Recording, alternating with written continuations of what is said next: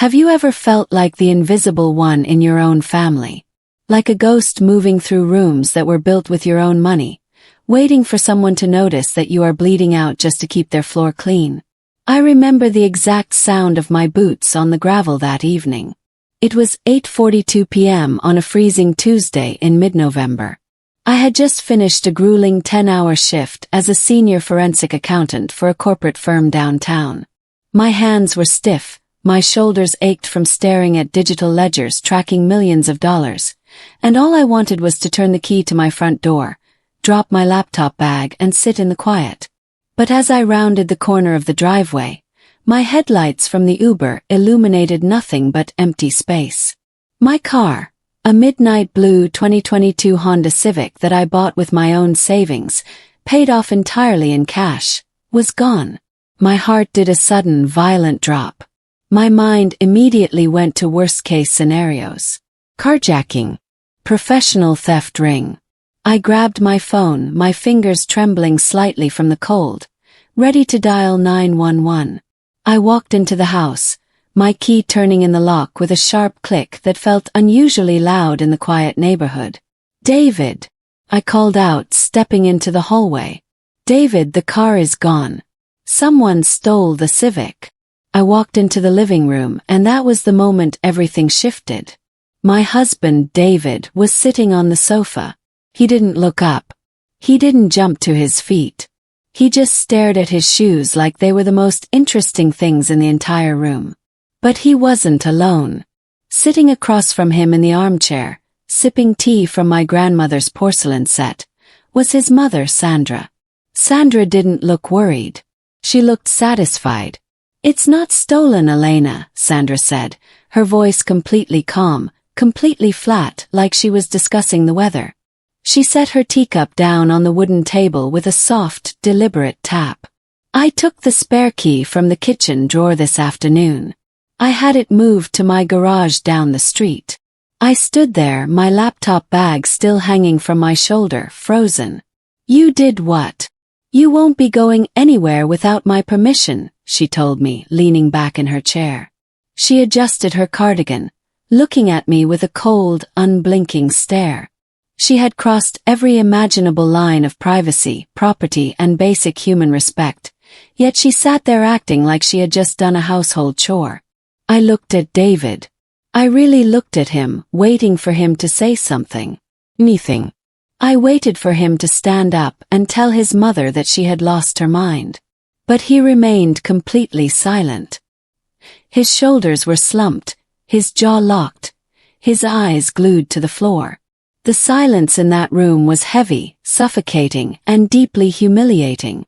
"This is my house, my rules," Sandra continued, her voice dropping into a patronizing purr. "You need to learn your place, sweetheart. You've been getting a little too independent lately, thinking you run this family just because you bring home a corporate paycheck." In that exact moment, the panic died. The confusion evaporated. Strange, icy clarity took its place. "I am Elena Vance. I am 29 years old. My job is to find things that people try to hide. I track hidden assets, unravel fraudulent schemes, and expose people who think they are clever enough to manipulate the system." Sandra thought she was playing a game of domestic dominance. She had no idea she had just walked into an audit. I didn't scream. I didn't cry. I didn't give her the satisfaction of an emotional breakdown. I simply pulled my phone back out of my coat pocket. I didn't look at David again. I looked directly at Sandra as I dialed a number I knew by heart. Called my dad. When he answered, there were no tears, no long-winded explanations, no drama. Just 3 words spoken into the receiver. "Dad, come now." He didn't ask questions.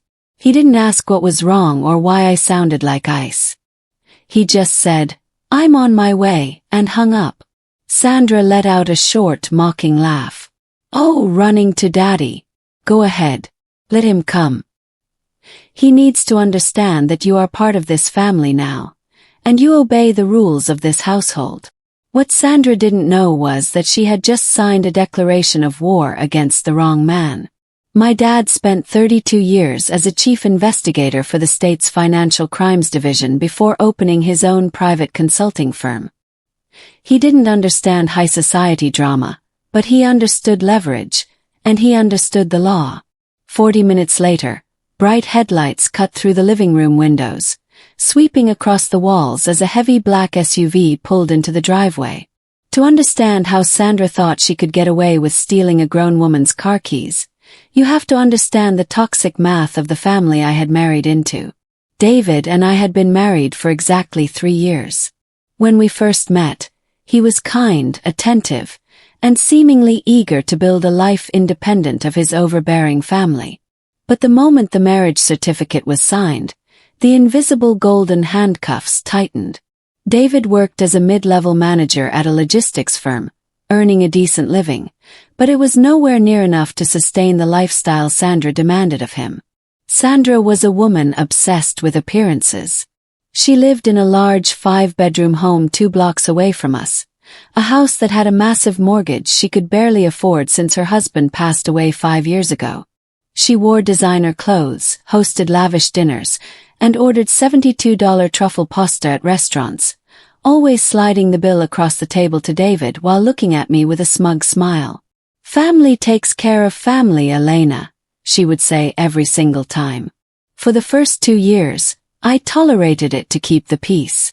I was paying 70% of our household expenses, including our $400 monthly mortgage on the townhome we lived in, because David's income was constantly being drained by his mother's emergencies. There was the $4,500 roof repair that turned out to be a minor shingle replacement. There was the $3,000 medical bill for an elective cosmetic procedure she hid under the guise of an emergency screening. David was completely blind to it. Or rather, he was conditioned to be blind. Sandra had spent 30 years formatting his brain to believe that his sole purpose in life was to be her financial safety net and emotional caretaker.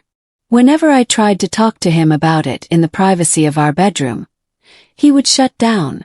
"She's my mother, Elena. She's alone," he would whisper, staring at the ceiling. "What do you want me to do? Let her drown." "We are drowning, David," I would tell him, looking at our joint savings account that never seemed to grow despite my promotions and $120,000 base salary.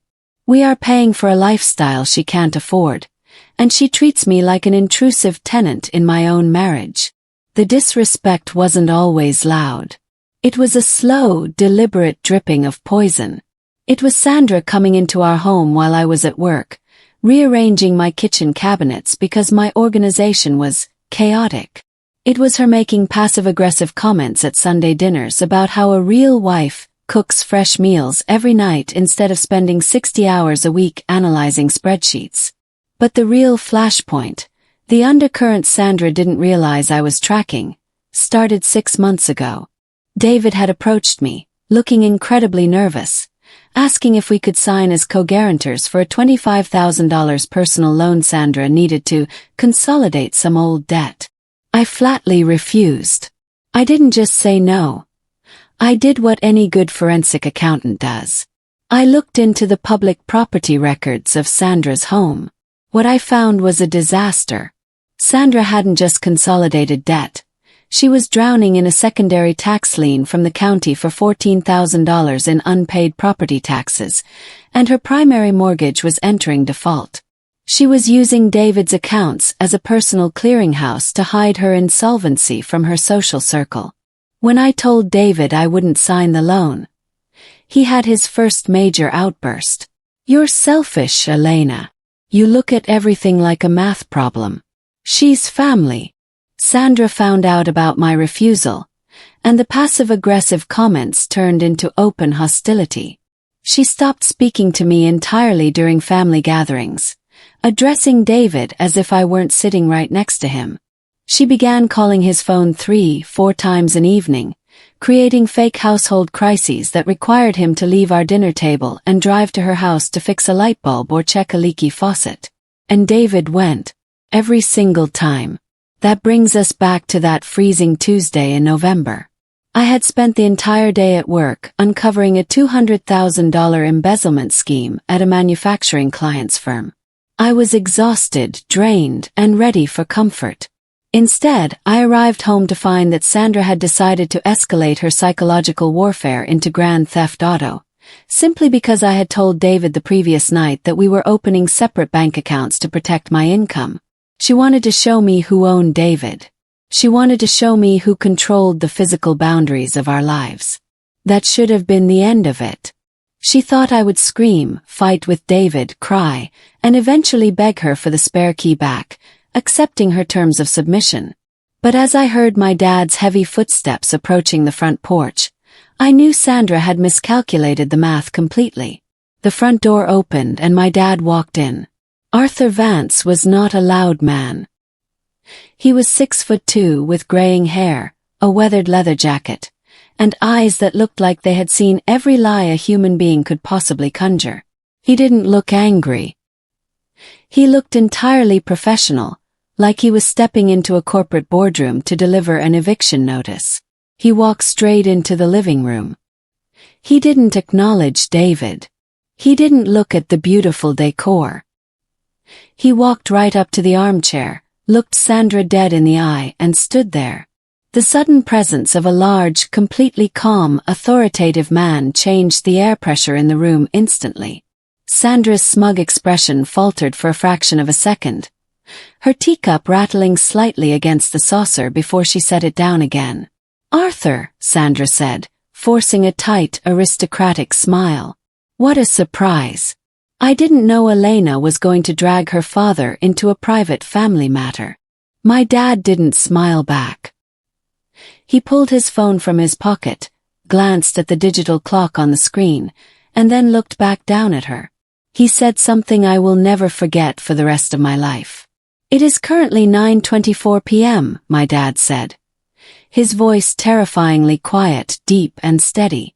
"You have exactly 10 minutes to return what belongs to my daughter, or we handle this with a formal police report for grand theft and an immediate call to our family lawyer. Your choice." Sandra's face went completely white. The aristocratic facade cracked, revealing the panicked, insecure woman underneath. "This is absurd. I am her mother-in-law. I am keeping the car in my garage for her own safety. She's reckless, she's trying to separate my son from his family." 9 minutes and 30 seconds, my dad stated, his voice completely unbothered by her rambling. He didn't argue. He didn't validate her excuses. He just stood there like a human timer. David finally looked up from his shoes. His face flushed with deep embarrassment and fear. "Arthur, please, let's not make a scene. It's just a misunderstanding. Elena, tell your dad to calm down." I stood next to my father, my arms crossed, my expression as blank as a fresh spreadsheet. "I am calm, David. But my car is gone. And the clock is ticking. David, do something." Sandra snapped, her voice rising in pitch, losing its calm entirely. "Are you going to let them threaten your mother in your own house?" 8 minutes, my dad said. David looked at me, then at my dad, and realized that no one was backing down. The absolute certainty in my dad's posture was a wall they couldn't climb over. If that timer hit 0, a police cruiser would be pulling into the driveway, and Sandra's pristine social reputation in her wealthy neighborhood would be shattered by handcuffs and a mugshot. "Mom," David hissed, his voice trembling. "Mom, just give her the keys. Give them back." "David," Sandra gasped, horrified by his compliance. "Now, Mom, please," David yelled, his cowardice finally forcing him to break his silence, though it was directed at his mother instead of me. Sandra stood up, her breath coming in short, ragged bursts. She reached into her expensive leather handbag, pulled out my spare key fob, and slammed it onto the coffee table with a force that cracked the porcelain saucer underneath. "You are an ungrateful, malicious little girl," Sandra hissed at me, her eyes burning with pure hatred. "And you," she turned to David, "are a spineless disappointment." She grabbed her coat and marched toward the front door, her heels clicking furiously against the hardwood. My dad didn't move an inch until the front door slammed shut so hard the glass pane rattled. The car was back in my possession in exactly 8 minutes. Some people only understand one language, and my dad spoke it fluently. David stood up, looking at the broken porcelain on the table, then at me. "Are you happy now? You've completely humiliated my mother. You've destroyed our relationship with her over a stupid car key." I looked at him, feeling absolutely nothing. No anger, no love, no sadness. Just an immense, profound sense of detachment. "What they didn't know was that this wasn't the end of it," I said quietly, speaking more to myself than to him. "That was just the audit. Now comes the liquidation." I grabbed my laptop bag, walked past my husband without a word, and went into the guest bedroom, locking the door behind me. I sat down at the desk, opened my laptop, and began pulling up every financial file, property deed, and bank statement associated with our marriage and Sandra's estate. That was the moment everything shifted. The real game had just begun. I sat at the mahogany desk in the guest room until 3:15 a.m., the soft blue light of my laptop screen casting sharp shadows across the walls. The house was dead quiet.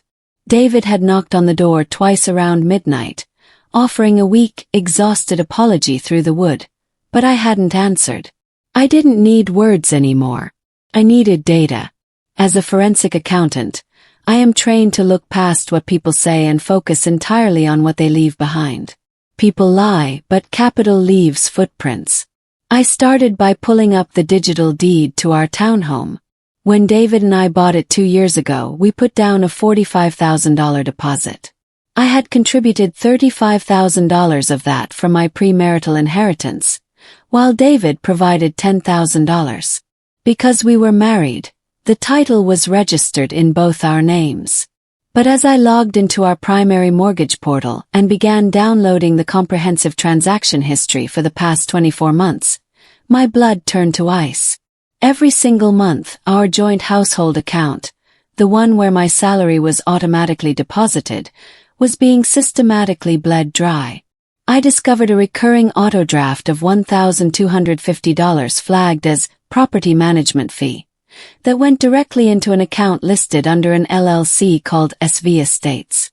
I spent 40 minutes digging through the state's corporate registry database to find the ultimate beneficial owner of that LLC.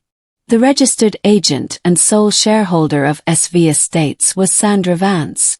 She wasn't just taking money for dinners. She was actively embezzling from our household under the guise of an administrative fee for a property she had absolutely zero legal equity in. David had set up the auto draft using his administrative access to our joint portal, likely assuming I would never audit the line-by-line bank statements. But the discovery didn't stop there.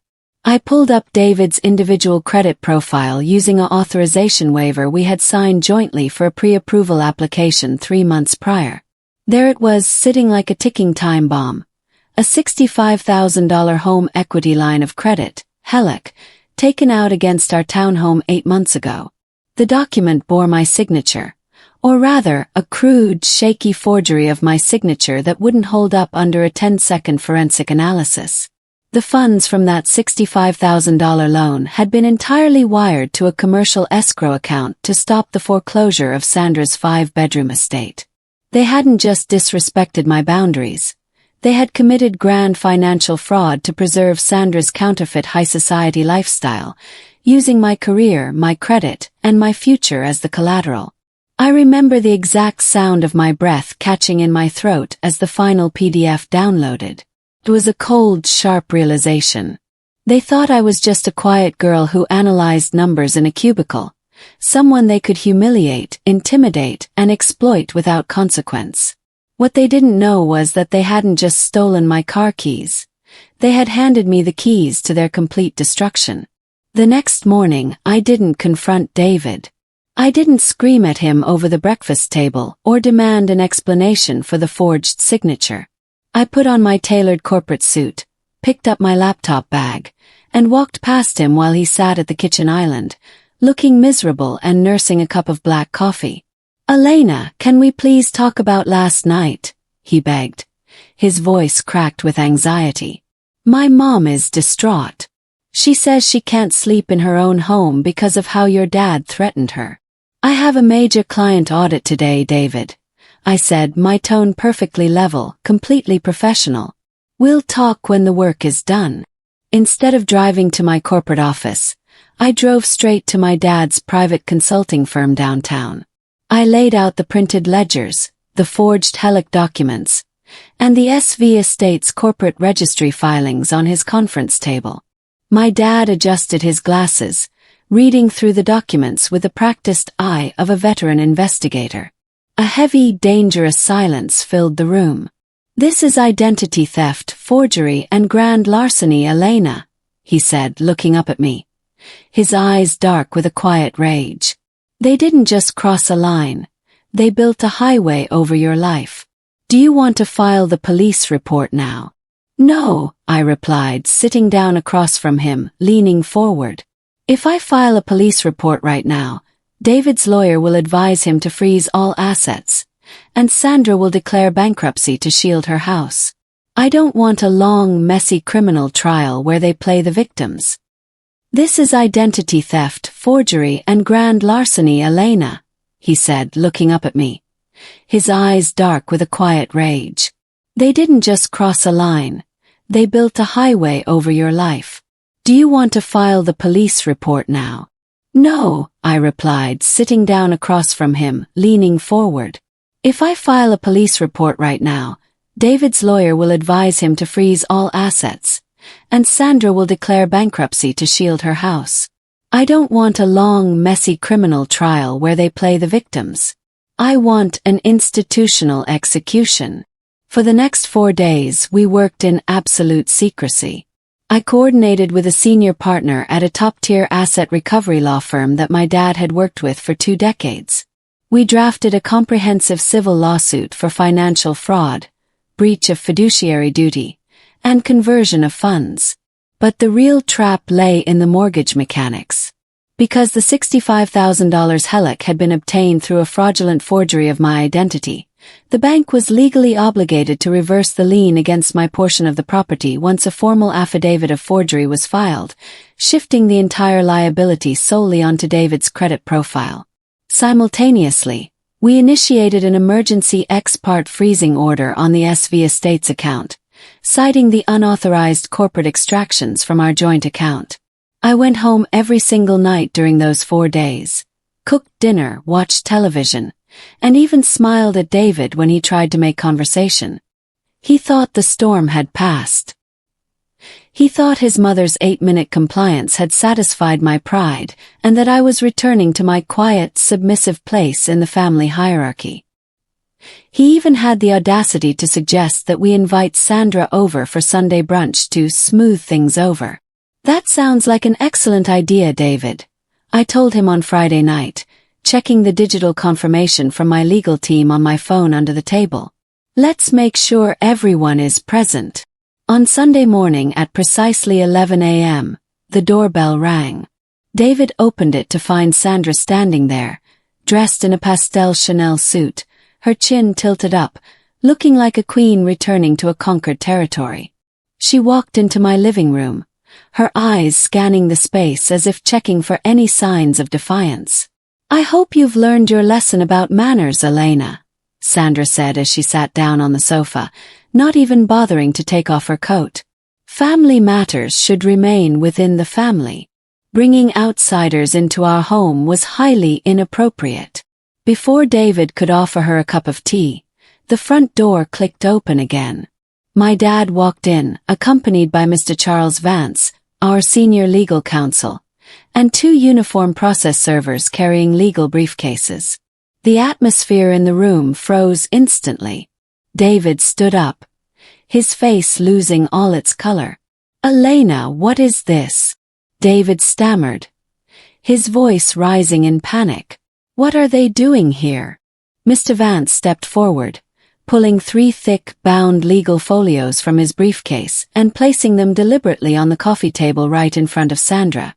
"Mr. David Vance, Mrs. Sandra Vance," the lawyer announced, his voice echoing with absolute authority. "You are hereby served with a civil summons and complaint in the Superior Court for the recovery of embezzled funds, identity theft, and grand financial fraud." Sandra laughed, a sharp, hysterical sound that died instantly when my dad dropped a certified copy of the bank's forgery investigation report onto her lap. "The bank has already validated the signature analysis, David," my dad said, looking down at his son-in-law with pure disgust. "The $65,000 HELOC has been formally detached from Elena's liabilities. The bank has initiated a fraud recovery protocol against your personal assets. Your employer's compliance department was notified 45 minutes ago regarding the pending financial integrity investigation." David dropped back into his chair, his head in his hands, dry sobbing as the reality of his compliance shattered his life. His career in logistics, which required strict financial clearing, was effectively over the moment the internal investigation began. "You can't do this!"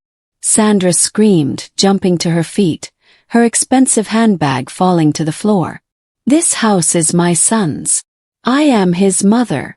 "Actually, Sandra," I said, standing up and looking down at her, my voice completely calm, sharp, and emotionally controlled. "This house is being put on the market tomorrow morning under an emergency partition order. And as for SV Estates, the State Attorney General's office has already placed a freeze on the corporate account for unauthorized commercial extractions. The $30,000 you stole from our joint account over the last 2 years has been frozen for restitution." Sandra looked at the papers, then at my dad, and finally at me. For the first time in 3 years, she didn't see an invisible girl she could manipulate. She saw the auditor who had just liquidated her entire existence. Within 90 minutes, Sandra's primary mortgage lender, alerted by the bank's fraud department regarding the illicit source of the foreclosure bailout funds, canceled the deferment agreement. Her 5-bedroom estate was officially listed for public auction 3 weeks later.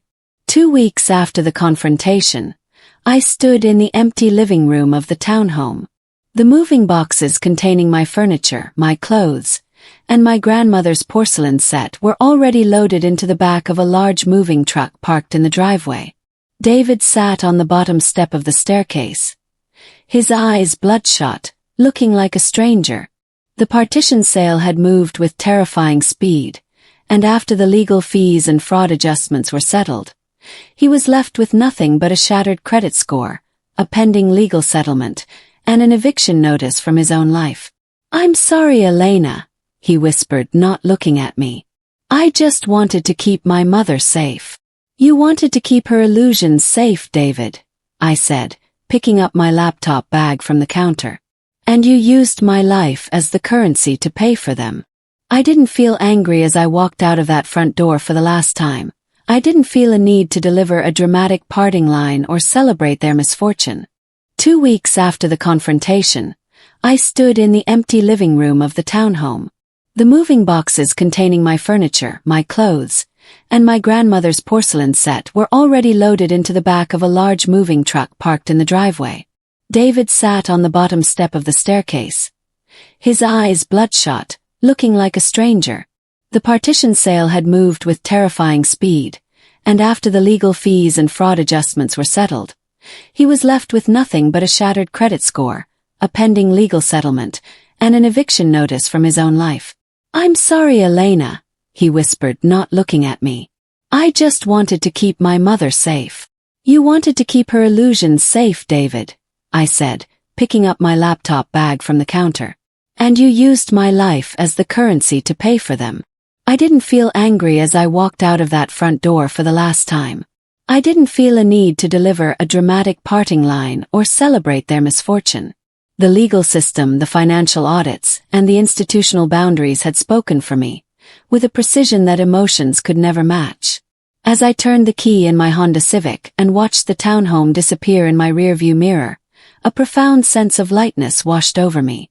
For years, I had allowed myself to be diminished by people who mistook my quiet resilience for weakness.